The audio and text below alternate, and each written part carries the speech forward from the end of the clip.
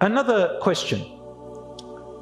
Some people asked me, and these are all true cases, they happen especially in the Western society mostly, among the Muslim communities.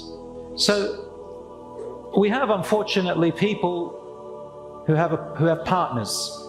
They live together, they have children together, they sleep together outside of wedlock, in haram, in zina, in fornication. They're not married Islamically. But subhanAllah, they live together. Allah subhanahu wa ta'ala guide them. Many of them are like this. Allah guide them.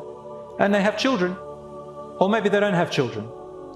Someone asked me, do their children inherit? Is that child considered from the lineage of his father? Because in Islam, there is a teaching that a child that is born outside of wedlock from zina does not inherit and is not called this, and is not attributed to his father. He's attributed to his mother, the child or her. And people have misunderstood this teaching. So a lot of the scholars and the schools of thought say that any child born outside of wedlock does not inherit and is not considered from the lineage of his father.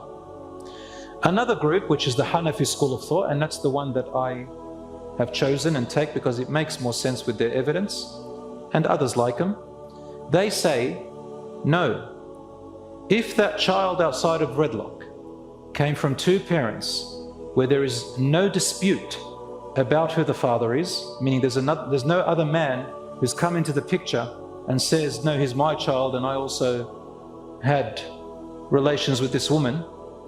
If there's no dispute about it, so for example, you've got people who are boyfriend and girlfriend, and everybody knows they're just for each other, and then they don't cheat on each other and all that stuff, then that child is considered the child of the father and also inherits.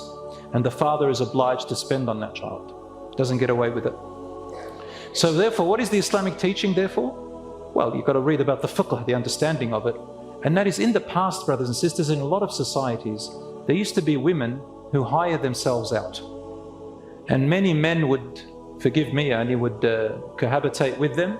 And then when a child was born, the way they resolved it was she would choose which man. She would say him. And that man would be stuck looking after this child, and we don't know if that's his father. So the child out of zina is in that case, not any person, while we know who the father really is, and there is no dispute. Min ghayri munazi'. That's what the Hanafi school of thought said, and it makes the most sense and suits in the given society.